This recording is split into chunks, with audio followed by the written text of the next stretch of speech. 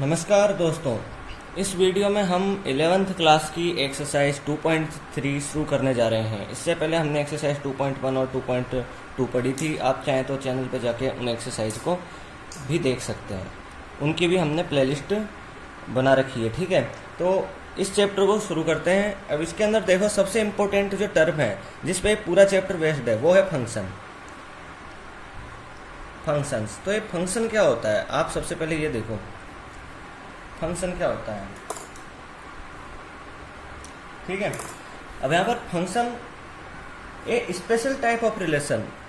एक बात तो है, देखो ये जो फंक्शन है रिलेशन ही है, लेकिन ये स्पेशल टाइप ऑफ रिलेशन है। ठीक है, और ढंग से समझेंगे आगे। ठीक है, और इसको हम मैपिंग भी कहते हैं। ये अदर टर्म है जो इसके लिए यूज की जाती है। ठीक है, इसके बाद देखो अब यहाँ ओरिजिनल इसकी जो डेफिनेशन है वो कुछ इस तरह है। ए रिलेशन है from a set A to set B set to B function if every element of set A has one and only one image in set B. जैसे आपको सेट दिया है ए, एक सेट दिया है बी। ठीक है, एक सेट है यहाँ पर ए और यहाँ पर है बी। ठीक है, अब जैसे इसके अंदर एलिमेंट है ए और इसका एलिमेंट है बी, इनका ऑर्डर्ड पेयर बन गया। आपको मैंने बताया था कि जो ये सेकंड एलिमेंट है इस फर्स्ट एलिमेंट का इमेज कहा जाता है, इमेज कहा जाता है।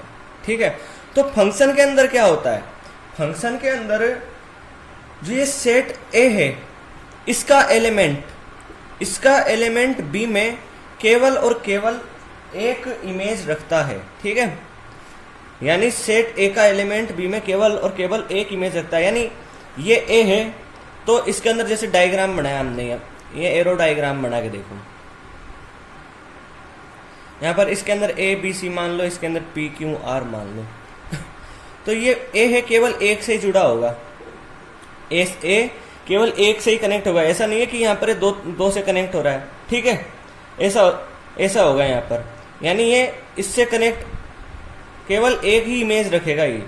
ठीक है, only one and only one image. ठीक है, अब देखो यहाँ पर ऐसा है, देखो जैसे ये पी क्यू आर है, आप इससे समझो पी क्यू आर इसके एलिमेंट, ए बी सी इसके एलिमेंट। ठीक है, ये ए सेट मान लो, ये बी सेट मान लो। तो ऐसा देखो, जैसे ये जुड़ा हुआ है, ये भी एक से जुड़ा हुआ है, लेकिन ये बी है, ये किसी से भी नहीं जुड़ा हुआ। ठीक है, ये किसी से भी कनेक्ट नहीं है। ठीक, जब ये बी किसी से भी कनेक्ट नहीं है तो भी ये फंक्शन नहीं होगा। ठीक है, यहां पर ये जरूरी है कि ये बी भी किसी न किसी बी सेट बी के एलिमेंट से जुड़ा हुआ हो। ठीक है, तब जाके ये फंक्शन होगा। यानी एक बात तो ये है यहाँ पर इम्पोर्टेंट, यहाँ पे लिख देता हूं कि देखो ये इस तरह है, ये यहाँ पे इम्पोर्टेंट बात है। एवरी एलिमेंट यहाँ पे लिख देता हूँ, इसको आप नोट कर सकते हो। ये तो देखो, इनको तो आप छोड़ दो, इसको भी छोड़ देना ये, क्योंकि आप जब एग्जाम टाइम पे देखोगे तो आपको शॉर्ट में लिखनी चाहिए इंट्रोडक्शन, क्योंकि एग्जाम टाइम पे आप रिवीजन नहीं कर पाओगे। आप एक तो ये लिख सकते हो और एक चाहो तो ये लिख लो। Every element of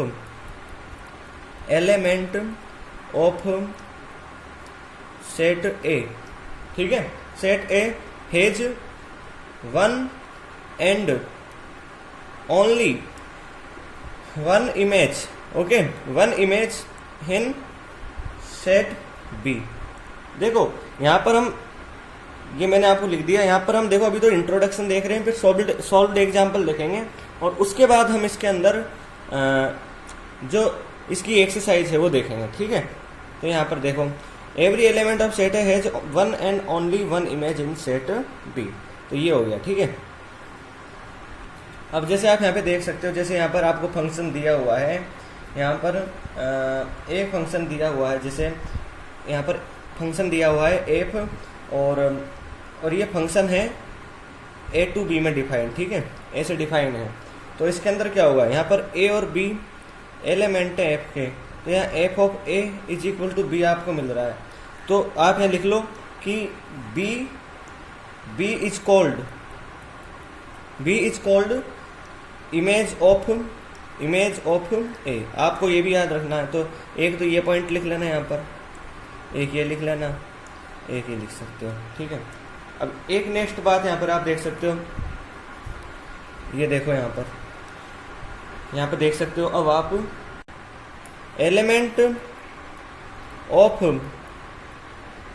element of set A has one image in B. वैसे तो यहाँ भी ये क्लियर हो गया था, one and only one image, ठीक है। लेकिन यहाँ आपने अलग से लिख लिया कि इसका एलिमेंट है वो इसमें इमेज रखना जरूरी है। जैसे अभी यहाँ बी है, ये किसी से कनेक्ट नहीं होता तो भी ये फंक्शन नहीं होता, ठीक है। तो ये हमने फंक्शन देखा। अब हम इसके एग्जाम्पल्स देखते हैं। देखो एग्जाम्पल्स से आपको ठीक से समझ में आएगा। तो यहाँ पर एग्जाम्पल देखो, तो देखो यहाँ पर ये N set of natural number है, ठीक है। रिलेशन आर इस तरह दिया हुआ है on N N natural number पे, और ये रिलेशन है कुछ इस तरह, ठीक है। आपको डोमेन फाइंड करना है, कोडोमेन फाइंड करना है, रेंज फाइंड करनी है, और एंड में आपको ये फाइंड करना है कि जो ये रिलेशन दिया है ये फंक्शन है या आपको फाइंड करना है। तो यहाँ पे देखते हैं हम, तो यहाँ पे देखो सॉल्यूशन देख लो इसमें। तो इसके अंदर देखो आप इसको ऐसे लिख सकते हो, N set of natural numbers, okay. तो यहाँ पर देखो आप इसके अंदर आप एक्स की वैल्यू क्या क्या रख सकते हो। एक्स की वैल्यू कोई भी नेचुरल नंबर लिख सकते हो ना भाई। जो डोमेन होता है वो इसके जो रिलेशन है रोस्टर फॉर्म में लिखते हैं, ए बी A1 B1 फिर A2 B2, ठीक है। ऐसे लिखते जाते हैं रोस्टर फॉर्म में हम। तो ये फर्स्ट एलिमेंट का ही तो सेट होता है। फर्स्ट एलिमेंट क्या होते हैं, वो एक्स ही तो होते हैं। एक्स की वैल्यू A1 रख देते हैं, A2 रख देते हैं। तो यहाँ पर एक्स की वैल्यू क्या क्या रखी जा सकती है। एक्स की वैल्यू आप कोई भी नेचुरल नंबर रख सकते हो। इसलिए यहाँ पर जो डोमेन होगा वो फर्स्ट एलिमेंट का सेट, और फर्स्ट एलिमेंट कौन कौन से, फर्स्ट एलिमेंट का सेट यहाँ पे क्या मिलेगा, एनी नेचुरल नंबर, लिख दो एन। फिर आप रेंज देखो, रेंज। अब आप यहाँ पे कोई भी जैसे नेचुरल नंबर लिख देते हो, ठीक है। नेचुरल नंबर लिख दोगे तो यहाँ बाई की वैल्यू आपको क्या मिलेगी, जैसे आपने 1 लिख दिया तो आपको 2 मिल जाएगी, 2 लिख दिया 4 मिल जाएगी, ठीक है। फिर आपको जैसे यहाँ पे रख के देख सकते हो आप, जैसे नेचुरल नंबर कहाँ से स्टार्ट होते हैं, नेचुरल नंबर शुरू होते हैं 1 से। तो यहाँ जैसे y = 2x है तो x 1 लिख दिया तो आपको मिल गया y = 2, x 2 लिख दिया तो आपको मिल गया y = 4, ठीक है। x 3 लिख दिया y = 6 मिल गया। ऐसे आप करते जाओगे तो फिर y = 8 मिलेगा, y = 10 मिलेगा। यानी आपको क्या मिल रहा है, 2 4 6 8 10, ये सभी क्या है, ये है इवन नेचुरल नंबर। तो आप जब नेचुरल नंबर रख रहे हो बाई x की वैल्यू तो आपको y इवन नेचुरल नंबर मिल रहा है, ठीक है। तो यहाँ पर जो रेंज क्या होती है, रेंज होती है सेकेंड एलिमेंट्स का सेट, ठीक है। सेकेंड एलिमेंट्स का सेट, तो सेकेंड एलिमेंट आपको क्या मिल रहे हैं ये, और सेकेंड एलिमेंट को आप कॉमन में क्या कह सकते हो, set of even natural number, set of even natural numbers, okay. ऐसे आप बोल सकते हो। अब देखो यहाँ पर आप, अब आगे देखो यहाँ पर, जैसे अभी आपको अब आगे क्या पूछा है, कोडोमेन पूछा गया है, ठीक है। कोडोमेन पूछा है, तो कोडोमेन क्या होता है, देखो आपको जो फंक्शन है यहाँ पे पढ़ो, यहाँ पे आपको एग्जाम्पल में ही आपका सॉल्यूशन है। तो यहाँ पर ऑन एन डिफाइन किसमें, ऑन एन यानी n to n इसमें डिफाइन है। जब a to b में डिफाइन होता है तो ये होल सेट b, ये a to b में डिफाइन होता है तो ये होल सेट b क्या हो जाता है, कोडोमेन। यहाँ पर n to n में डिफाइन है तो ये b की जगह यहाँ पर n है, तो ये होल सेट n, यहाँ पर देखो होल सेट n, यानी ये लिख दो इसको natural numbers, set of natural number, ठीक है। वो क्या है यहाँ पर आपका कोडोमेन है, ठीक है। तो ये हो गया आपका कोडोमेन। अब देखो यहाँ पर आपको आगे क्या पूछा है कि ये जो रिलेशन है क्या वो फंक्शन है, ठीक है। आपसे यही तो पूछा है। तो आप इसको एरो डायग्राम से मैं आपको समझाता हूँ।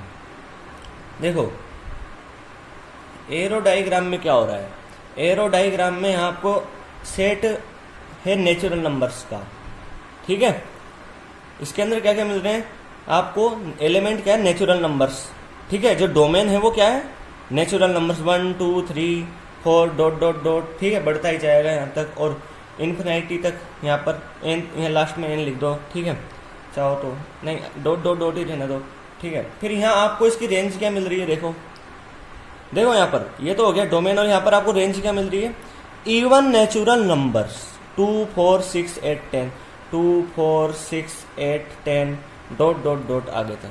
इसको कनेक्ट करोगे तो ये इससे हो रहा है, इसको करोगे इससे हो रहा है, इसको करोगे इससे हो रहा है, इसको कनेक्ट करोगे इससे हो रहा है। ऐसे आप 5 6 7 8 9 10 जितने भी नेचुरल नंबर मिलेंगे आपको, वो सब नेचुरल नंबर इस वाले सेट के जो रेंज है इससे कनेक्ट हो रहे हैं। यानी सभी नेचुरल नंबर यानी इसके सभी एलिमेंट इस सेट के एलिमेंट से एक एलिमेंट से कनेक्ट हो रहे हैं। यही तो डेफिनेशन है, आपको देख सकते हैं आप। Every element of set A has one and only one image in set B, और वही यहाँ पर हो रहा है।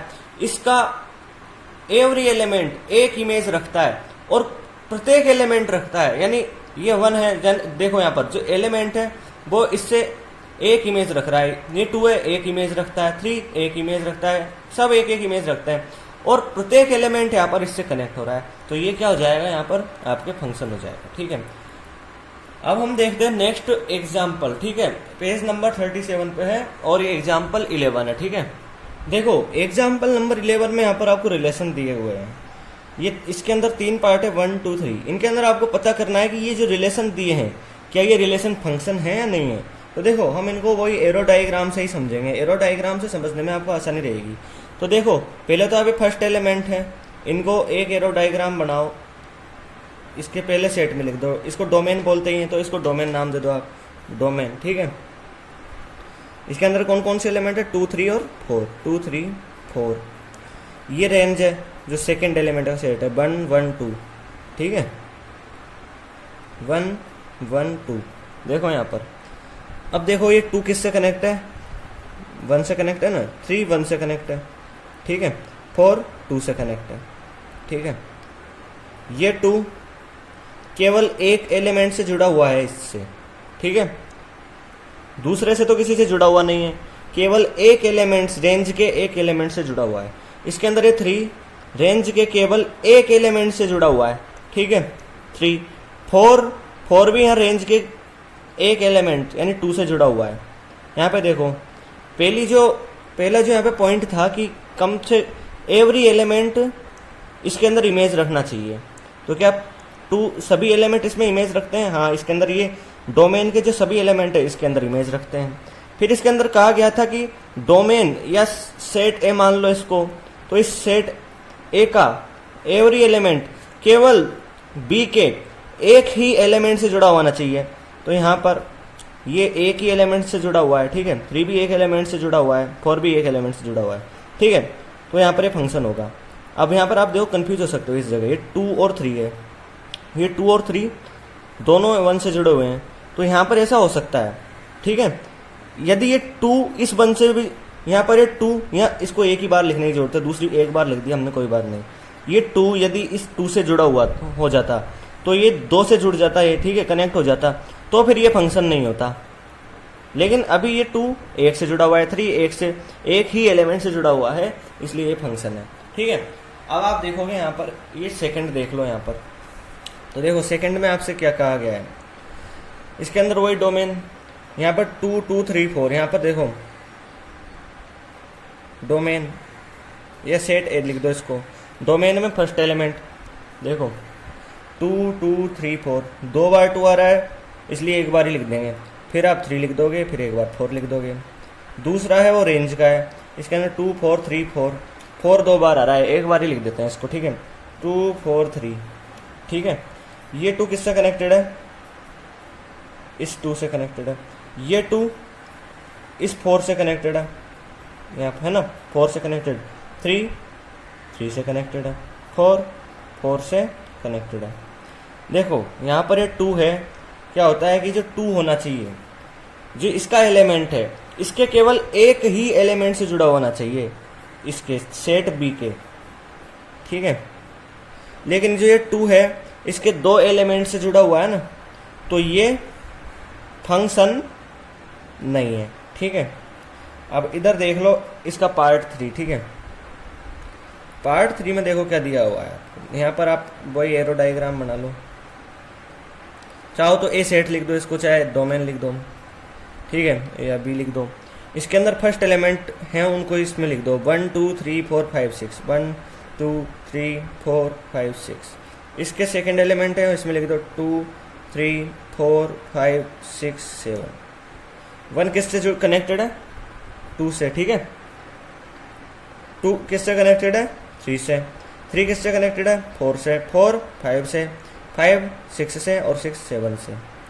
देखो यहाँ पर इसके ए का एलिमेंट बी के एक ही एलिमेंट से जुड़ा हुआ है। कोई भी ए का एलिमेंट दो एलिमेंट से जुड़ा हुआ नहीं है, एक से ज़्यादा एलिमेंट से जुड़ा हुआ नहीं है। पहला पॉइंट हो गया कंप्लीट। दूसरा पॉइंट, इसका एवरी एलिमेंट इसके एलिमेंट से जुड़ा हुआ है, यानी इसका एवरी एलिमेंट इसके अंदर इमेज रखता है, ठीक है, इसके अंदर इमेज रखता है। ऐसा नहीं है कि कोई भी कनेक्ट, कोई एक भी छूट रहा हो जो कनेक्ट नहीं है, यहाँ पर सभी कनेक्टेड है। ओके, तो यहाँ पर ये भी फंक्शन हो जाएगा। अब आप यहाँ पे देखो आगे, आपको देखो एक यहाँ पे डेफिनेशन दी हुई है रियल वैल्यूड फंक्शन की, ठीक है। रियल वैल्यूड फंक्शन की आपको ये डेफिनेशन यहाँ पर आपको दी हुई है, तो इसको आप ध्यान रख सकते हो। देखो यहाँ पर तो रियल वैल्यूड फंक्शन में देखो क्या होता है। रियल वैल्यूड फंक्शन, यदि जैसे कोई फंक्शन है एफ और इसका रेंज आपको रियल नंबर मिल रहे हैं, ठीक है। रेंज आपको या तो रियल नंबर मिल रहा है या रियल नंबर का सबसेट मिल रहा है, ठीक है। तो जो ये फंक्शन होगा एफ, ये रियल वैल्यूड फंक्शन कहा जाता है। वापस देख लो, रेंज रियल नंबर हो, यानी डोमेन कुछ भी हो, लेकिन इसका रेंज है वो रियल नंबर में मिले। रियल नंबर मिले, जैसे 1 मिल जाए, 0.1 मिल जाए, 0.001, 0.002 आपको मिल जाए रेंज में, या रियल नंबर का सबसेट मिल जाए, तो ये रियल वैल्यूड फंक्शन हो जाता है। ओके, अब ऐसे ही आप देखो यहाँ पर एक, ये तो है रियल वैल्यूड फंक्शन। आप यहाँ पे देखो रियल फंक्शन, ये रियल फंक्शन अलग है, रियल वैल्यूड फंक्शन अलग है, ठीक है। तो इसमें क्या होगा, इसका रेंज तो यही रहेगा, रेंज यानी ये इसको तो ये सेटिस्फाई करेगा ही इसको तो, लेकिन इसके अंदर जो डोमेन होगा वो भी या तो रियल नंबर हो जाए, ओके, या तो रियल नंबर हो या सबसेट ऑफ रियल नंबर हो।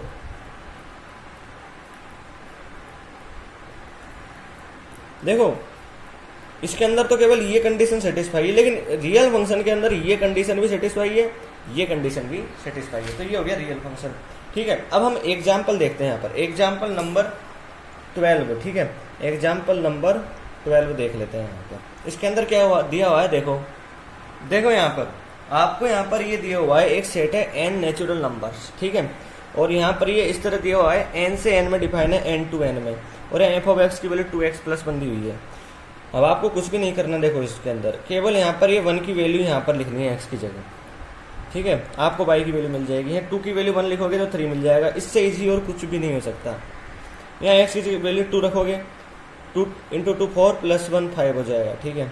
ऐसे ही आपको 3 4 5 इन पर भी निकालनी, जो आप खुद भी फाइंड कर सकते हो, ओके, ठीक है। अब आप यहाँ पर देखो आगे कुछ फंक्शन हैं और उनके ग्राफ हैं, उनको आप ध्यान से देखना, ओके। तो जैसे पहला आपको दिया हुआ है आइडेंटिटी फंक्शन, इसको तो यहाँ तक ही हो गया, ठीक है। अब देखोगे आप आइडेंटिटी फंक्शन, पहला फंक्शन है आइडेंटिटी फंक्शन, ये दिया हुआ है, ओके। देखो आइडेंटिटी फंक्शन क्या होता है, आइडेंटिटी फंक्शन में ऐसा होता है कि यहाँ पर R with the set of natural number. देखो आप जानते हो आर तो सेट ऑफ नेचुरल नंबर है, लेकिन ये होता है, आप आसान इजी लैंग्वेज में देखो, y = f of x = x, ये एक आइडेंटिटी फंक्शन होता है, ठीक है।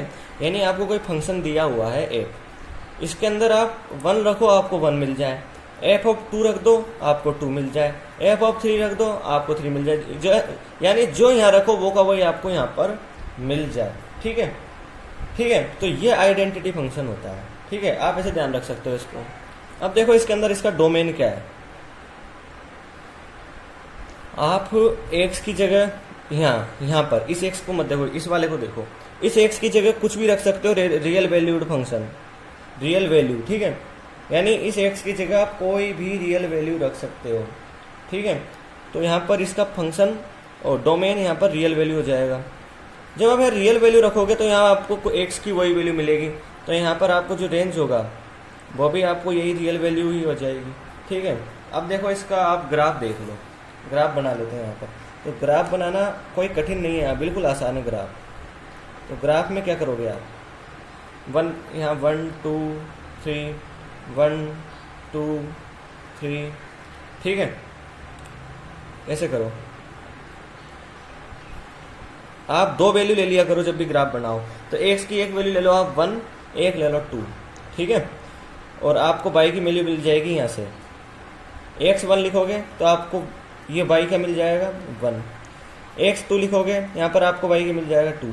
तो 1 की वैल्यू एक तो मिल गई 1, और इस जगह आपको ये आपको 2 पॉइंट मिल गए। बस ये 2 पॉइंट मिल गए, आप इनको ही ऐड कर दो और आगे इधर की तरफ आगे बढ़ा दो, इधर की तरफ आगे बढ़ा दो, ये आपको इसका ग्राफ मिल गया। ओरिजिन से पास हो रहा है ये, ठीक है। ये हो गया, ये आइडेंटिटी फंक्शन हो गया। अब देखोगे आप यहाँ कांस्टेंट फंक्शन, तो कांस्टेंट फंक्शन भी देख लो। कांस्टेंट फंक्शन तो और भी इजी है। तो कांस्टेंट फंक्शन, कांस्टेंट फंक्शन देखो, कांस्टेंट फंक्शन के अंदर क्या है, जैसे y is equal to f of x is equal to k दिया है। के क्या है, कांस्टेंट, ठीक है, कांस्टेंट। तो x की वैल्यू आप कुछ भी रखो, 1 रखो, 2 रखो, 4 कुछ भी लिख दो, इधर माइनस में लिख दो, यानी x की वैल्यू कोई भी, x की वैल्यू एनी रियल नंबर, तो आपको ये कांस्टेंट के ही मिलेगा, ठीक है। क्या मिलेगा आपको, ये के ही मिलेगा, ठीक है।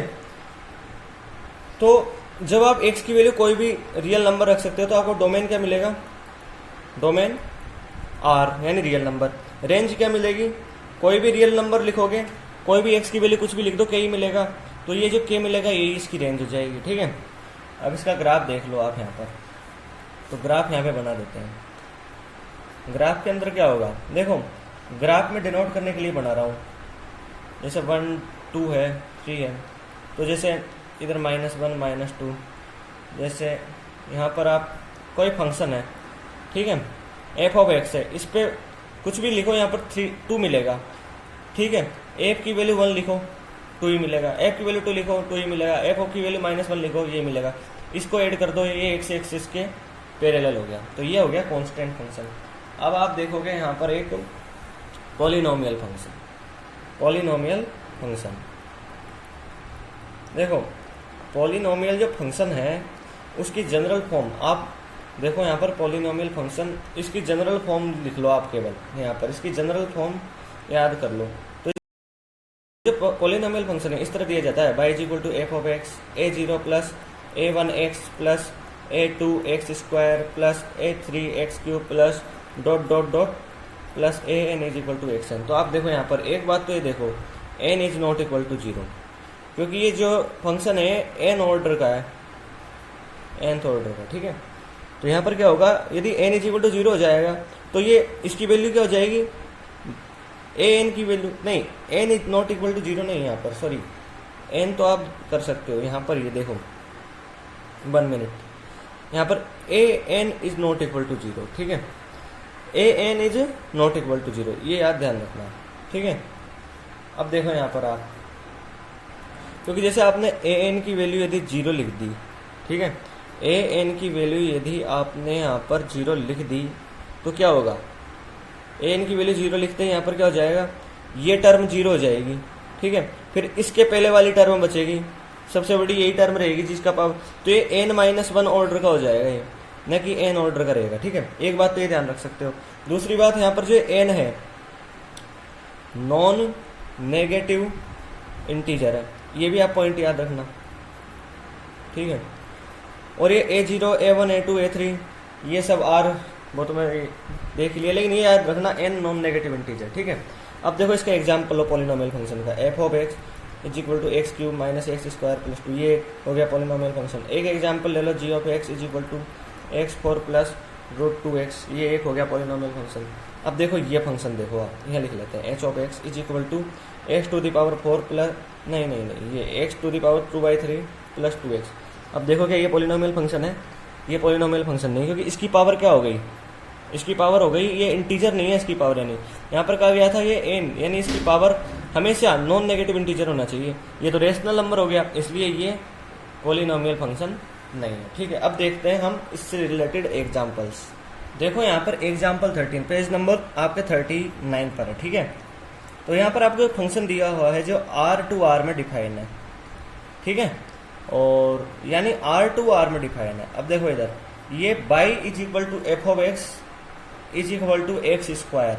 ठीक है, इस तरह दिया हुआ है, और x element of r।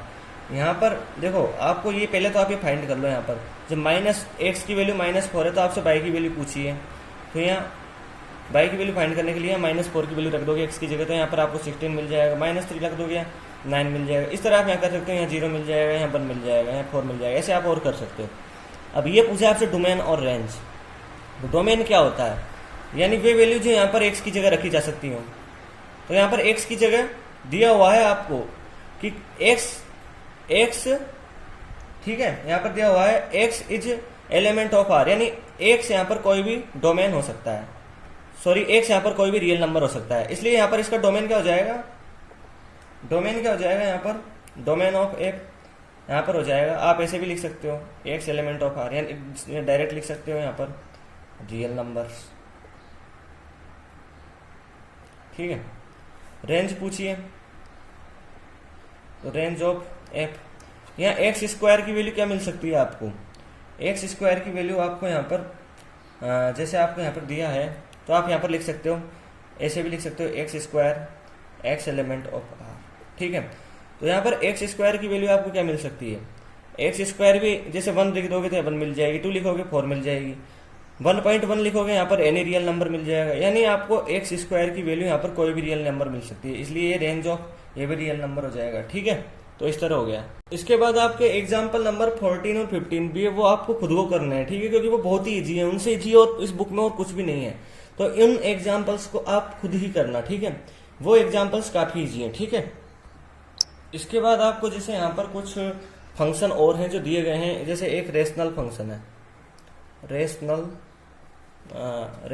Function. ठीक है, ये है रेशनल फंक्शन, तो ये भी दिया हुआ है। तो इसको देखो कैसे लिखते हैं। यहाँ पर रेशनल फंक्शन क्या होता है, इसको ऐसे डिनोट करते हैं। यहाँ पर आप ये ध्यान रख लो, F of X upon G of X, जहाँ पर ये एफ ऑफ एक्स और जी ऑफ एक्स, ठीक है, ये क्या चीज़ है? Polynomial function. ठीक है, ये क्या है? पॉलिनोमियल फंक्शन है ये। ठीक है, तो ये पॉलिनोमियल फंक्शन हो गया।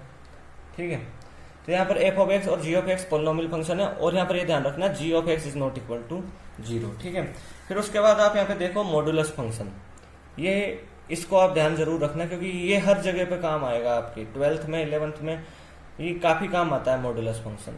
ठीक है, तो ये मॉडुलस फंक्शन को देखो कैसे डिनोट करते हैं, f of x is equal to mod x, ऐसे आप इसको डिनोट करते हो। अबे मोड, ये जो साइन है इसको मोड कहते हैं। ठीक है, इस मोड के अंदर कोई भी नेगेटिव वैल्यू रख दो तो ये उसको पॉजिटिव कर देता है, पॉजिटिव है तो वो पॉजिटिव रहता ही है। जैसे आप इसके अंदर -3 लिख दो तो ये 3 कर देगा, -4 लिख दो 4 कर देगा, इसके अंदर आप 4 लिखोगे तो ये पॉजिटिव है इसलिए पॉजिटिव ही बाहर निकलेगा। ठीक है, समझ में आ गया? इसलिए आप इसको ऐसे डिफाइन कर सकते हो कि f of x is equal to, दो कंडीशन है, या तो x ग्रेटर देन और इक्वल टू 0 हो, या x लेस देन 0 हो। ठीक है, ऐसा हो। ठीक है, तो यहां पर क्या होगा, जब x ग्रेटर देन 0 हो, यानी यहाँ x पॉजिटिव है। भाई पॉजिटिव कब होता है? जब या तो x ग्रेटर देन और इक्वल टू 0, तो ये पॉजिटिव होता है, या तो ये 0 हो या पॉजिटिव हो। ठीक है, तो यहां पर ऐसे कैसे ही बाहर निकलता है। लेकिन यदि ये x नेगेटिव है तो ये -x से निकलता है, बन के बाहर निकलता है। जैसे एग्जाम्पल से समझो, ये -3 है यहाँ x की जगह, क्या है? ये नेगेटिव। ठीक है, तो ये इस तरह बाहर निकलेगा, जो फिर बाद में पॉजिटिव हो जाएगा। तो ये इस तरह यहाँ पर मॉडुलस फंक्शन हो गया। जब x ग्रेटर देन और इक्वल टू 0 हो तो x का x ही रह जाता है, मोड x, और जब x लेस देन और 0 हो, ठीक है, तो यहाँ -x रहता है। तो ये हो गया मॉडुलस फंक्शन, ठीक है। इसका ग्राफ चाहो तो देख लो, जैसे अभी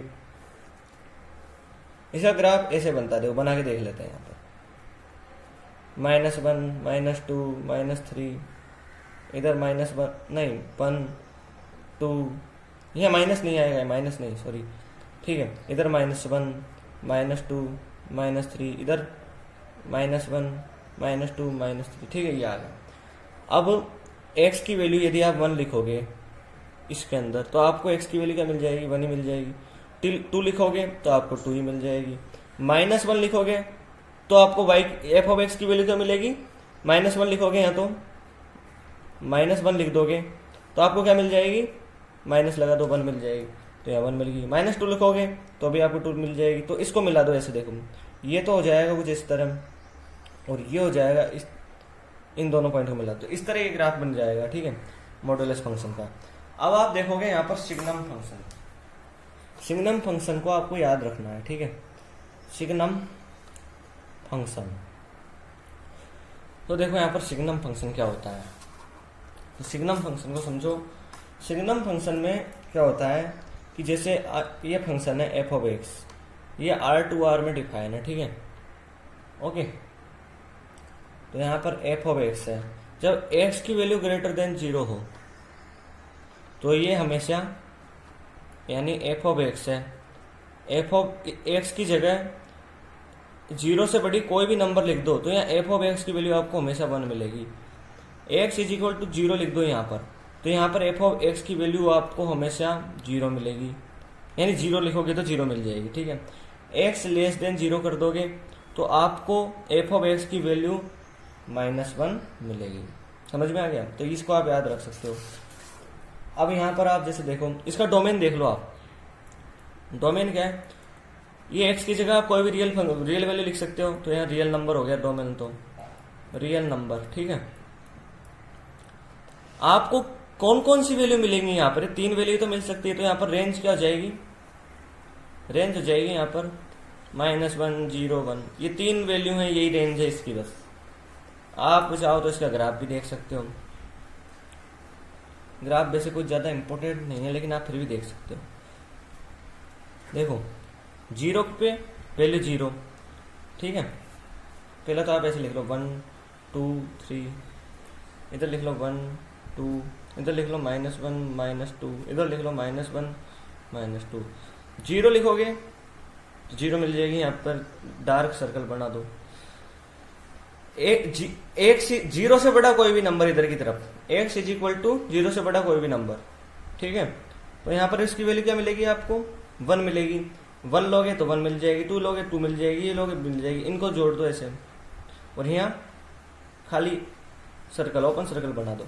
इधर -1 से 0 से छोटी कोई भी वैल्यू लो तो आपको -1 मिल जाएगी। क्या मिल जाएगी, क्या मिल जाएगी यहाँ पर आपको -1।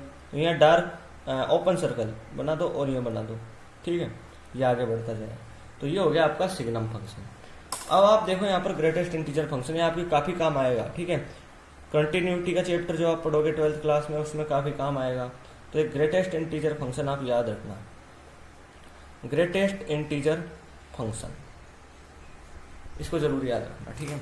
देखो ग्रेटेस्ट इंटीजर फंक्शन में क्या होता है, इसको इस तरह डिनोट किया जाता है, मॉड्यूलस को इस तरह किया जाता है, ठीक है, ओके।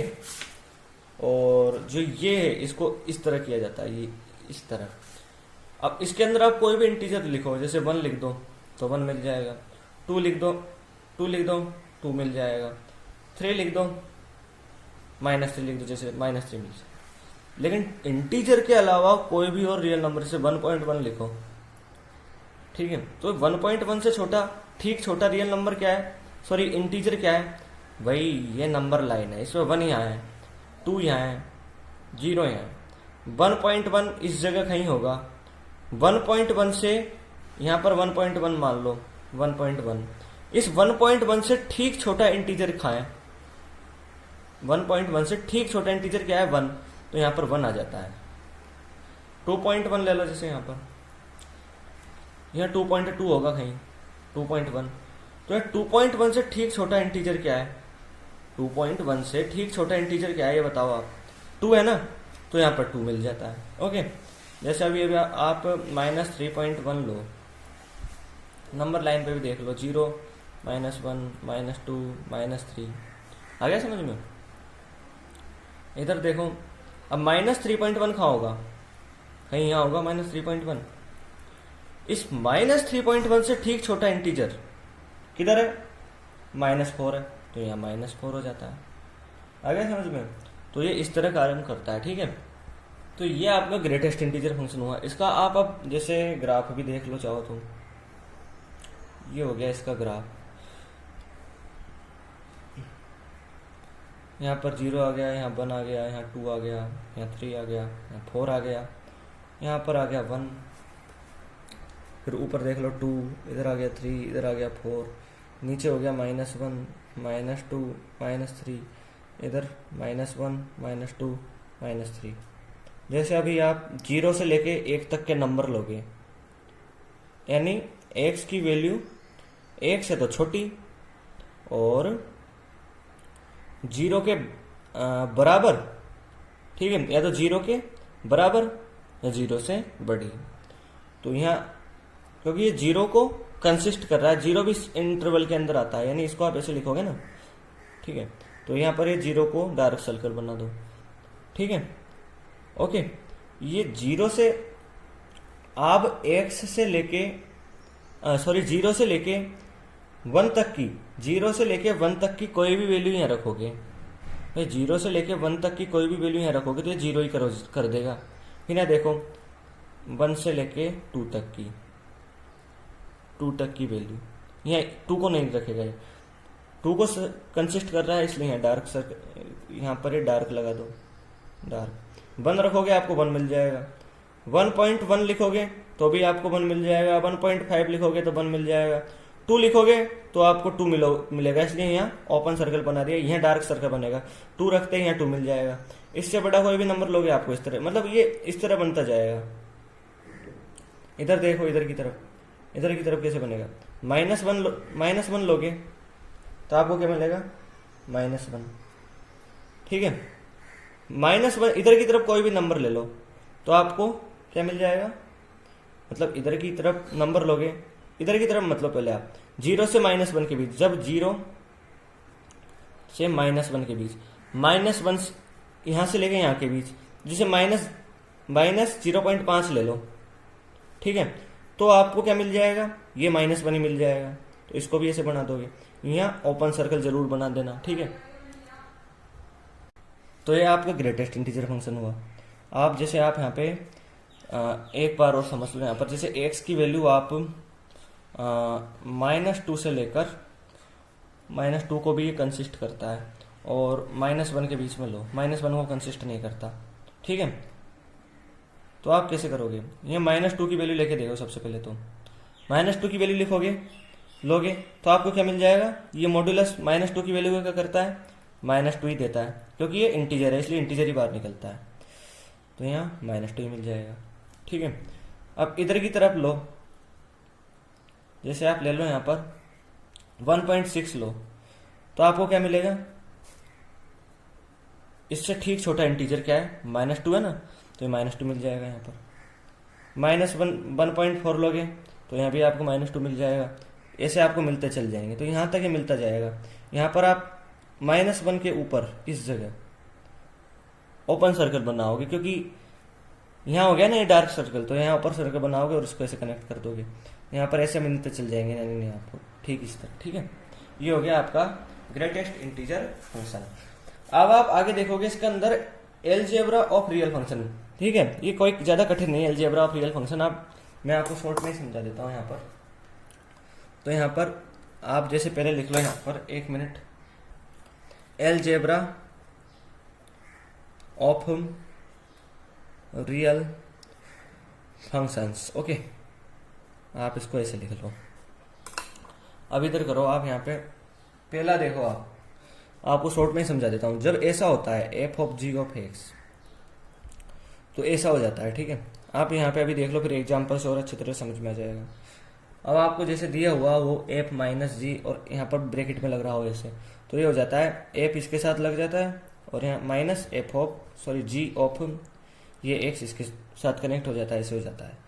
फिर यहाँ पे देखो मल्टीप्लीकेशन, एफ डॉट, यहाँ पर डॉट मल्टीप्लीकेशन को शो करता है, तो एक्स इसके साथ कनेक्ट हो जाएगा और डॉट आ जाएगा और इसके साथ भी हो जाएगा, जी ऑफ एक्स हो जाएगा।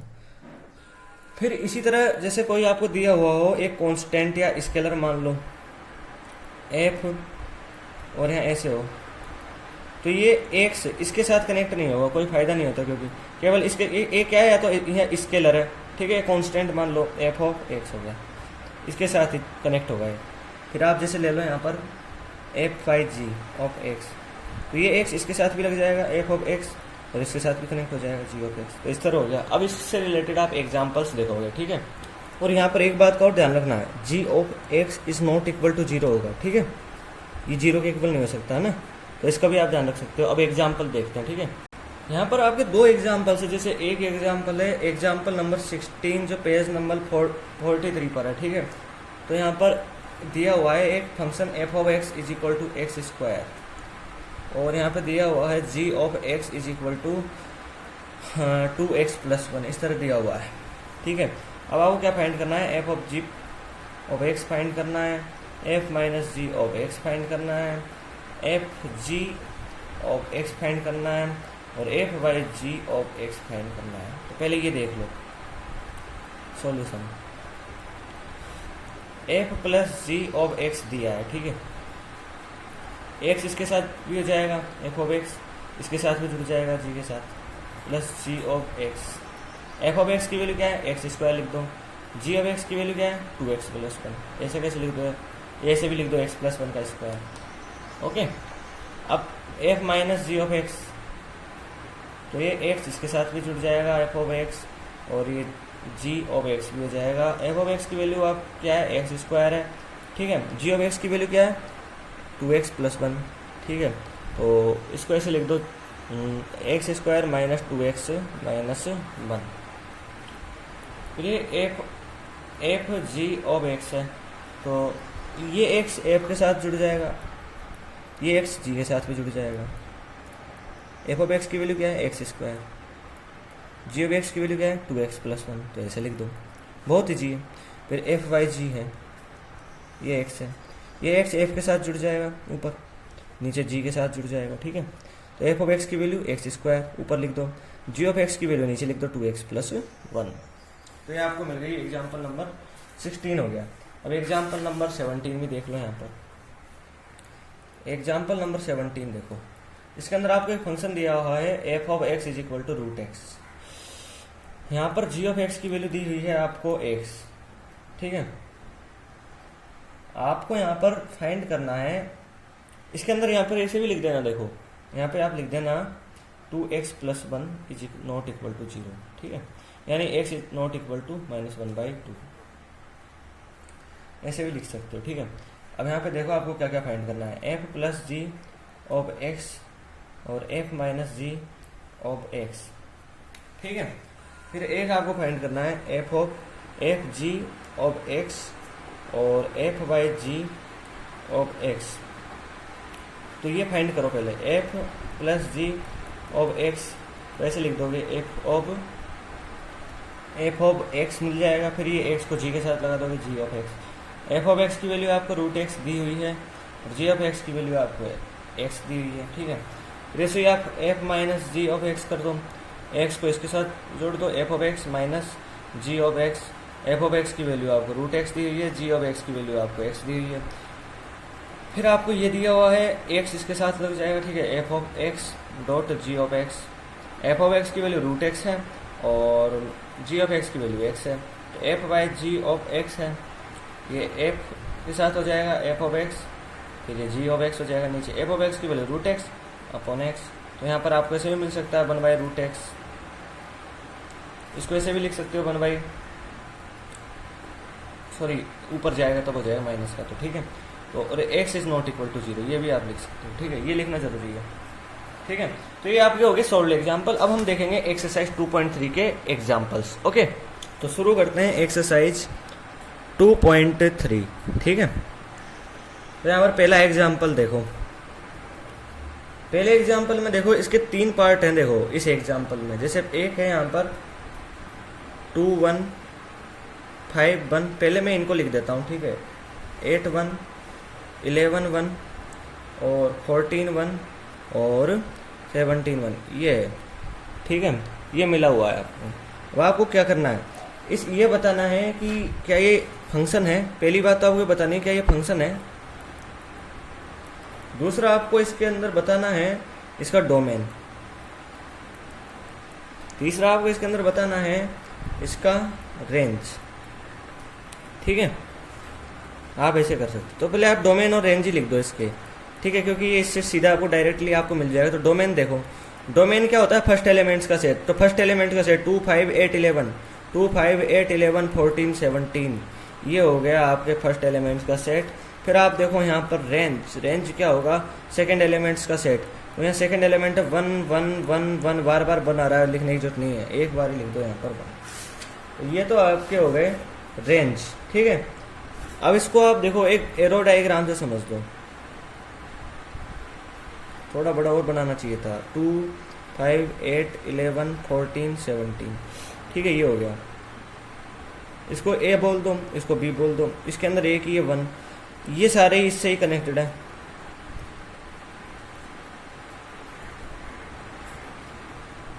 आपसे पूछा है कि ये फंक्शन है, फंक्शन के अंदर क्या होता है। पहला यहाँ पर जो पॉइंट है फंक्शन के लिए होना जरूरी है वो ये होता है कि एवरी एलिमेंट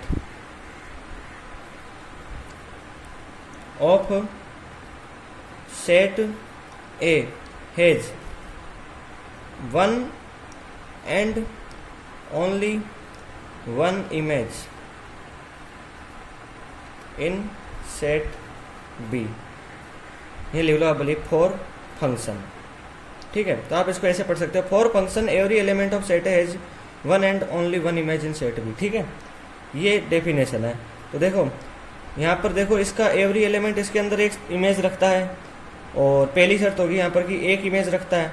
दूसरा, प्रत्येक एलिमेंट इसके अंदर इमेज रखता है, ठीक है। तो यहाँ पर हो गया one and only one image इसके अंदर रखता है। तो ये पॉइंट यहाँ पर कंप्लीट हुआ, ठीक है। आप ये तो देखो एरो डायग्राम तो समझाने के लिए हो सकता है, लेकिन आप देखो ये लिखना जरूरी है। देखो आप इतना लिख देना पड़ेगा, every element of set A has one and only one image in set B, thus this function is continuous, sorry thus this relation is function, thus this relation is function, ठीक है। फंक्शन ऐसे लिख दोगे तब आपको number मिलेंगे, ठीक है। इसी तरह आप सेकंड ले लो। सेकंड के अंदर आपको क्या दिया हुआ है, देखो यहाँ पर सेकंड के अंदर आपको दिया हुआ है 2 1 4 2 6 6 3, फिर दिया हुआ है 8 4 10 5, एक दिया हुआ है 12 6, एक दिया हुआ है 14 7, ऐसे दिया हुआ है 1 2 3 4 5 6 7। आप वही यहाँ पर वही डोमेन और रेंज, तो पहले डोमेन फाइंड कर लो। डोमेन क्या है, फर्स्ट एलिमेंट का सेट। तो लिख दो 2 4 6 8 10 12 14, 2 4 6 8 10 12 14। फिर आप देखो रेंज देख लो, यहाँ पर रेंज क्या है, यहाँ पर सेकेंड एलिमेंट्स का सेट 1 2 3 4 5 6 और 7, सेकेंड एलिमेंट का सेट है, ठीक है। अब यहाँ पे पता करो ये फंक्शन है या नहीं है, तो वही अपने एरो डायग्राम बना लो। 2 4 6 8 10 12 14 बना लिया एरो डायग्राम। इसको ए से डिनोट कर दो सेट को। फिर यहाँ देखो ये बी बना लो, बी के अंदर ये दूसरे जो एलिमेंट है 1 2 3 4 5 6 7, ठीक है। अब इनको कनेक्ट कर दो। 2 1 से कनेक्टेड है, 4 2 से कनेक्टेड है, 6 3 से कनेक्टेड है, 8 4 से कनेक्टेड है, 10 5 से कनेक्टेड है, 12 6 से कनेक्टेड है, 14 7 से कनेक्टेड है। ओके, ये हो गया। वही यहाँ पर देखो क्या होना चाहिए, every element of set has one and only one image in set B. तो वही यहाँ पर हो रहा है। देखो यहाँ पर इसका एलिमेंट, कोई भी ऐसा एलिमेंट नहीं है जिसकी इसके अंदर इमेज नहीं हो बी के अंदर। सभी एलिमेंट्स की इसके अंदर इमेज है, और कोई भी एलिमेंट ऐसा नहीं है जो 2 से जुड़ा हुआ हो, सब 1 से जुड़े हुए हैं, ठीक है, 1 से कनेक्टेड है। तो ये फंक्शन है, और आपको देखो ऐसा लिखना ही है। अगर ऐसा नहीं लिखोगे तो आपको नंबर नहीं मिलेंगे, ये लिखना जरूरी है, ठीक है। फिर आप देख लो यहाँ पर एग्जाम्पल नंबर 3, इसके अंदर आपको ये ज़्यादा बड़ा नहीं है, 1 3 और 1 5 और 1 2 5। वो डोमेन तो देखो इसके अंदर वही फर्स्ट एलिमेंट का सेट, फर्स्ट एलिमेंट है 1 1 2 1 2, 1 बार बार रिपीट हो रहा है इसलिए लिखने की जरूरत नहीं, एक बार ही लिख दिया। रेंज सेकंड एलिमेंट्स का सेट 3 और 5, ठीक है, ये हो गया। अब फंक्शन फाइंड करना है, फंक्शन है या नहीं है, ठीक है। तो वही एरो डायग्राम बना लो, आप एरो डायग्राम बना लो। इधर फर्स्ट एलिमेंट लिख लो यहाँ पर 1 और 2, सेकेंड एलिमेंट 3 और 5। ये 1 3 से कनेक्टेड है, 1 5 से कनेक्टेड है, 2 5 से कनेक्टेड है। यहाँ पर देखो ये 1 है ना, 1 ये 2 से कनेक्टेड हो गया, जबकि ये केवल 1 से ही कनेक्टेड होना चाहिए था, बी के एलिमेंट से 2 से कनेक्टेड हो गया, इसलिए ये फंक्शन नहीं है। और आपको अभी यहाँ लिखना है एवरी एलिमेंट ऑफ सेट, आप ऐसे लिख दोगे 1 1 do not have 1 and 1 only 1 image in set B, ऐसे लिख दोगे 1 have 2 images in set B, thus this function is not thus this relation is not function, ऐसे लिख दोगे। अब आप देख लो यहाँ पर एग्जाम्पल नंबर 2, ये हमारा एग्जाम्पल नंबर 1 हुआ।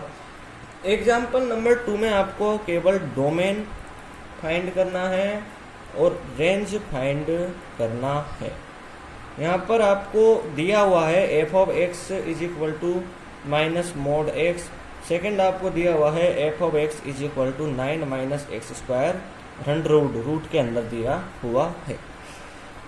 तो यहाँ x की वैल्यू, यानी यहाँ पर x आप खुद ही अंदाजा लगा सकते हो, x सभी x, देखो यहाँ पर आप देखो यहाँ पर देखो यहाँ लाइन आपको देखो पढ़ो, यहाँ पर आप एनसीईआरटी में पढ़ो, find the domain and range of the following, क्या लिखा हुआ है देखो यहाँ पर, फॉलोइंग रियल फंक्शन, ठीक है ना, ये लिखा हुआ है ना।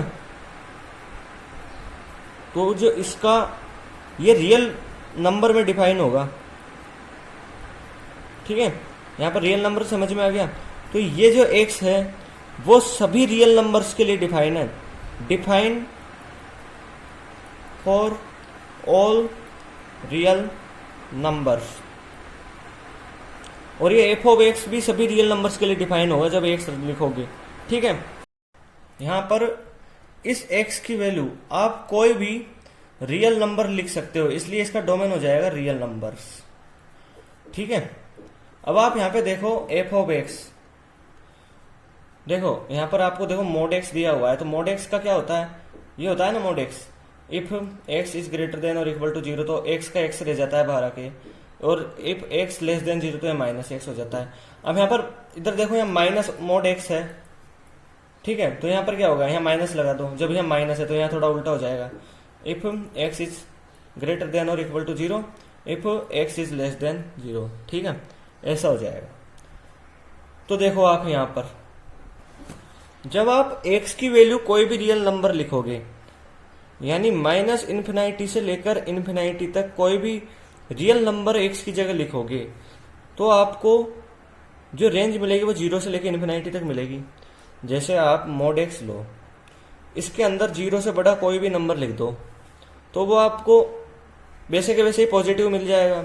0 से छोटा कोई भी नंबर लिख दो तो भी वो भी आपको, जैसे आप -1 लिखोगे तो 1 मिल जाएगा, -2 लिखोगे 2 मिल जाएगा, माइनस इन्फिनाइटी लिखोगे इन्फिनाइटी प्लस इन्फिनाइटी मिलेगा।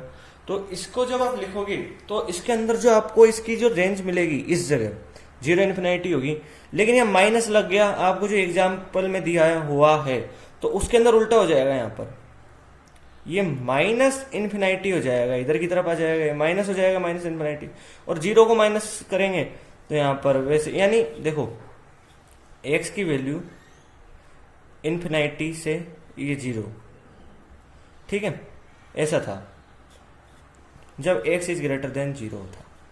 अब जब इधर माइनस से मल्टीप्लाई कर दो, यहाँ पर माइनस से मल्टीप्लाई करोगे, इधर भी कर दो तो माइनस एक्स लेस देन 0 हो गया, और इधर माइनस से मल्टीप्लाई करोगे तो ये साइन चेंज हो जाएंगे, ये माइनस इन्फिनाइटी हो जाएगा और ये 0 हो जाएगा। यानी इसको ऐसे लिख दो माइनस इन्फिनाइटी और माइनस एक्स और 0 ऐसे लिख दो। तो ये ये मोड एक्स है, और मोड एक्स जरूर लिख लेना है, मोड एक्स, ठीक है। तो ये इस तरह हो जाएगा, ठीक है। तो इसकी रेंज कहाँ तक हो जाएगी, -∞ to 0। तो ये इसकी रेंज हो गई, देखो रेंज हो गई -∞ to 0। ये इसकी आपको रेंज मिल गई। डोमेन तो मिल गया, ऑल रियल नंबर रेंज मिल गई है आपको, ठीक है। अब देखो इसका पार्ट 2। तो इसके पार्ट 2 में आपको क्या दिया हुआ है, ये फंक्शन दिया हुआ है, सेकेंड फंक्शन f(x) = √9 - x²। अब आप यहाँ x की वैल्यू क्या रख सकते हो जिससे ये फंक्शन डिफाइन हो जाए। यदि देखो आप x की वैल्यू यहाँ पर देखो, ये 9 - x², यानी जो भी रूट के अंदर होता है वो पॉजिटिव ही होना चाहिए, वरना वो क्योंकि आपको दिया हुआ है फॉलोइंग रियल फंक्शन, ठीक है, फॉलोइंग रियल फंक्शन, तो ये रियल फंक्शन ही रहना चाहिए। रूट के अंदर पॉजिटिव रखोगे तभी आपको ये रियल फंक्शन मिलेगा। अगर मान लो इसके अंदर नेगेटिव आ जाए तो ये रियल फंक्शन नहीं रहेगा, ठीक है। तो इस 9 - x² की वैल्यू क्या होनी चाहिए, इस 9 - x² की वैल्यू होनी चाहिए यहाँ पर पॉजिटिव या इक्वल टू 0। तो इसको इधर ले जाओ इस तरह, या इसको ऐसे भी लिख दो x² <9, ठीक है। आप इधर भी कर सकते थे, चाहते तो ऐसे कर सकते थे, ठीक है, यूं कर देते और यहाँ x+3 और यहाँ x-3 हो जाता और ये 0 हो गया। यहाँ पर 2 पॉइंट मिल गए, x-3 और x = 3। नंबर लाइन पे नोट कर दो, -3 इधर लिख दो, 3 इधर आ जाएगा, प्लस माइनस प्लस। तो इसकी वैल्यू यहाँ से लेके यहाँ तक, ठीक है। तो x की वैल्यू -3 से और 3 तक होनी चाहिए, ठीक है। x की वैल्यू यहाँ पर होनी चाहिए 3 और -3, यहाँ कंसिस्ट भी कर रहा है -3 और 3 को, ठीक है। तो यह -3 से 3 के बीच होनी चाहिए। यहाँ पर डोमेन क्या हो गया, इसलिए डोमेन क्या मिल गया आपको, डोमेन हो गया -3, ये वाला ब्रैकेट लगाओ, ठीक है, ये हो गया डोमेन इसका। अब देखोगे आप यहाँ पर इसकी रेंज, ठीक है। देखो यहाँ पर ये जो फंक्शन है इसकी मिनिमम वैल्यू कब होएगी, देखो यहाँ पर इस फंक्शन की मिनिमम वैल्यू कब होएगी, इसकी मिनिमम वैल्यू तब होएगी जब यहाँ पर x की यानी x² की मैक्सिमम वैल्यू होएगी। यानी यहाँ पर देखो 9 - x² है, ये फंक्शन है f(x), इसकी मिनिमम वैल्यू तब होएगी जब x² की वैल्यू मैक्सिमम होएगी, यानी 9 में से जितना बड़ा लेस करेंगे उतना ही कम हमको मिलेगा। तो x² की मैक्सिमम वैल्यू क्या हो सकती है, यहाँ पर x या तो -3 हो या 3 हो, या तो -3 हो या 3 हो, ठीक है। जब x -3 या 3 होगा तो x² आपको 9 मिल जाएगा। तो यहाँ पर 9 - 9 0, तो ये इसकी मिनिमम वैल्यू होगी। इसकी मैक्सिमम वैल्यू क्या होगी, जब x², यहाँ पर x² मिनिमम हो, जितना कम हम इसमें से लेस करेंगे उतना ही ज्यादा हमको मिलेगा। तो x² मिनिमम कब होगा, जब x² = 0 हो, यानी ये कब होगा, जब x की वैल्यू 0 के इक्वल हो, ठीक है, जो इसके अंदर आता है। तो x की वैल्यू 0 होगी तो x² की वैल्यू भी 0 हो जाएगी। तो 9 - 0 f(x) = यहाँ पर मिल जाएगा आपको 3, ठीक है। एक बात और ध्यान रखना, ये 4 है तो इसकी वैल्यू पॉजिटिव होती है, ठीक है, न कि -2 आप करो कहीं। इस 4 की वैल्यू हमेशा -2 नहीं मिलती, पॉजिटिव ही मिलती है। तो इसके अंदर है ना, तो इसकी वैल्यू 3 मिलेगी। आप सोचो, आप कंफ्यूज हो जाओ, +-2 इसकी वैल्यू कभी नहीं होती, इसकी वैल्यू कभी हमेशा पॉजिटिव ही रहती है। ये पॉइंट याद रखना, इसमें कंफ्यूजन हो जाता है। रूट के अंदर की वैल्यू पॉजिटिव ही मिलती है, ठीक है। ये हो गया, तो यहाँ 3 हो गया। तो ये f(x) 0 से 3 के बीच में रहेगा, तो इसकी रेंज क्या हो जाएगी, रेंज हो जाएगी 0 to 3, ये इसकी रेंज हो जाएगी, ठीक है। अब यहाँ पर देखो आप next example number 3। Example number 3 में आपको क्या दिया हुआ है, f(x) और 2x - 5 दिया हुआ है। आपको f(0) फाइंड करना है और सेकंड में f(7), f(-3) फाइंड करना है। इनको आप खुद फाइंड कर लेना, मैं एक करके बता देता हूँ, क्योंकि बहुत ही 0 की वैल्यू यहाँ लिख दी, ठीक है, 2 0 यहाँ पर लिख दी 0 की वैल्यू, तो 2 0 यहाँ पर 0 हो जाएगा, -5 = -5 मिल जाएगा। ऐसे ही आप f(7) और f(-3) फाइंड कर सकते हो। इसी तरह आपको एक और फंक्शन दिया हुआ है, नेक्स्ट एग्जाम्पल है इसके अंदर, t(c) = 9c/5 + 32, ठीक है। तो यहाँ आपको देखो क्या ये तीन आपको एक फाइंड करने हैं, टी ऑफ जीरो। तो मैं यहाँ पर आपको फर्स्ट करके बता देता हूँ, बाकी सेकंड और थर्ड आप करना, और उसके अलावा मैं फोर्थ भी करके बता दूंगा। तो यहाँ टी ऑफ जीरो लिखते हैं, यहाँ भी सी की वैल्यू जीरो लिख दोगे, तो 9 0 बाई 5 32। यहाँ जीरो लिखते ही इस पूरी की वैल्यू जीरो हो जाएगी, 0 प्लस 32 इज इक्वल टू 32 आपको मिल जाएगा। यहाँ फोर्थ है कि इस यहाँ पर टी ऑफ सी की वैल्यू दी हुई है आपको, क्या दी हुई है 212। तो टी ऑफ सी की वैल्यू लिख दो LHS में 212 और 9c बाई 5 प्लस 32। ठीक है, ये 32 इधर चल जाएगा, 9c बाई 5 32 इधर जाएगा, 180 हो जाएगा। इस 9 से ये कैंसिल हो जाएगा, 20 हो जाएगा, सी की वैल्यू आपको 100 मिल जाएगी। अब लास्ट एग्जाम्पल भी देख लो आप इसका, एग्जाम्पल नंबर 5। ठीक है, एग्जाम्पल नंबर 5 में क्या है, यहाँ पर फंक्शन दिया हुआ है F of x is equal to 2 minus 3x, और यहाँ पर x आर ऐसे दिया हुआ है और x ग्रेटर देन 0। यहाँ पर आपको केवल और केवल यहाँ पर आपको रेंज फाइंड करनी है। ठीक है, इसी तरह आपके सेकंड और थर्ड भी वो भी मैं करके बता दूंगा। तो x की वैल्यू, x कहाँ पे डिफाइन है, x ग्रेटर देन 0 के लिए। देखो इस एफ ऑफ एक्स की मिनिमम वैल्यू मैक्सिमम वैल्यू कब होगी, जब 3x की वैल्यू मिनिमम होगी। 3x की वैल्यू मिनिमम कब होगी, जब x ग्रेटर मतलब x 0 से थोड़ा बड़ा ले लो, या x इज इक्वल टू 0 ले लोगे, जैसे एफ ऑफ 0 ले लोगे तो 2 माइनस 3 0, यानी आपको 2 मिल जाएगा। ये इसकी मैक्सिमम वैल्यू होगी। मिनिमम वैल्यू कब होगी, यहाँ पर एफ ऑफ एक्स की मैक्सिमम लगा दो आगे, यहाँ पर आप मैक्सिमम वैल्यू कब होगी, जब इस एक्स की वैल्यू मैक्सिमम हो। मैक्सिमम कोई वैल्यू आपको दी नहीं है यहाँ पर, ये केवल बताया गया है कि ये फंक्शन ये x है, ये 0 से बड़ा है, यानी ये इन्फिनाइट तक जा रहा है। तो यहाँ 3 इंटू इन्फिनाइट कर दो आप, तो ये 2 माइनस इन्फिनाइट करोगे तो आपको माइनस इन्फिनाइट ही मिलता है। ठीक है, तो ये आपका सॉरी ये मैक्सिमम नहीं है, मिनिमम है। ठीक है, ये था मैक्सिमम। तो ठीक है, तो ये जो है मिनिमम से लेके मैक्सिमम यानी माइनस इन्फिनिटी से लेके 2 तक रहेगा। ठीक है, देखो हम इस 2 को इसके अंदर कंसिस्ट नहीं कर रहे, हम ऐसे नहीं लिख रहे। देखो इसको तो करते ही नहीं है, इसको भी नहीं कर रहे हम इसके अंदर कंसिस्ट, क्योंकि यहाँ देखो यहाँ इक्वल टू का साइन नहीं है, यहाँ ग्रेटर देन का साइन है। ठीक है, केवल ग्रेटर देन का साइन है, एक्स 0 के भी इक्वल नहीं है, इसलिए एफ ऑफ एक्स जो एफ ऑफ एक्स है ये 2 के भी इक्वल नहीं हो सकता। ठीक है, ये 2 को कंसिस्ट नहीं कर रहा, माइनस इन्फिनिटी से लेकर 2 के बीच के जो भी नंबर है वो इसके अंदर आ रहे हैं, तो ये इसकी रेंज मिल गई। सेकेंड एग्जाम्पल ले लो, F of x is equal to x square plus 2, जहां x रियल नंबर है, यानी कोई भी रियल नंबर है x, यानी x माइनस इन्फिनिटी से लेकर इन्फिनिटी तक जाएगा। इसकी वैल्यू आपको मिनिमम कब मिलेगी, मिनिमम एफ ऑफ एक्स, जब इस x की वैल्यू आपको क्या मिलेगी, मिनिमम, यानी एक्स स्क्वायर की वैल्यू जब आपको मिनिमम मिलेगी। तो एक्स स्क्वायर की वैल्यू आपको मिनिमम क्या मिलेगी, जब आपको एक्स की वैल्यू 0 मिलेगी। तो यहाँ एक्स की जगह 0 पुट कर दो तो 0 प्लस 2 यहाँ 2 मिल जाएगा। इसकी मैक्सिमम वैल्यू कब मिलेगी, जब एक्स स्क्वायर की वैल्यू मैक्सिमम हो। एक्स स्क्वायर की वैल्यू मैक्सिमम क्या क्या हो सकती है, इन्फिनिटी हो सकती है, क्योंकि ये एक्स रियल नंबर के अंदर डिफाइन है। तो यहाँ इन्फिनिटी प्लस 2 लिख दो तो ये 2 इन्फिनिटी हो जाएगा। तो इसकी रेंज क्या हो गई, 2 से, यानी मिनिमम से लेके मैक्सिमम तक 2 टू इन्फिनिटी इसकी रेंज हो गई। ठीक है, और यहाँ पर ये वाला साइन आएगा। ठीक है, क्योंकि यहाँ पर x रियल नंबर के लिए डिफाइन है, ये जो 0 है ये x के अंदर यानी रियल नंबर के ही अंदर है, इसलिए ये वाला साइन आएगा। अगर आपने यूं लिख दिया ऐसे तो ये गलत हो जाएगा। ठीक है, तो इसका भी आप ध्यान रख सकते हैं। ठीक है, फिर तीसरा एग्जाम्पल दिया हुआ है आपको, third example, f of x is equal to x. ये x सभी रियल नंबर के लिए डिफाइन है। ठीक है, इसकी वैल्यू मिनिमम कब होएगी, इसकी मिनिमम वैल्यू माइनस इन्फिनिटी तक हो सकती है।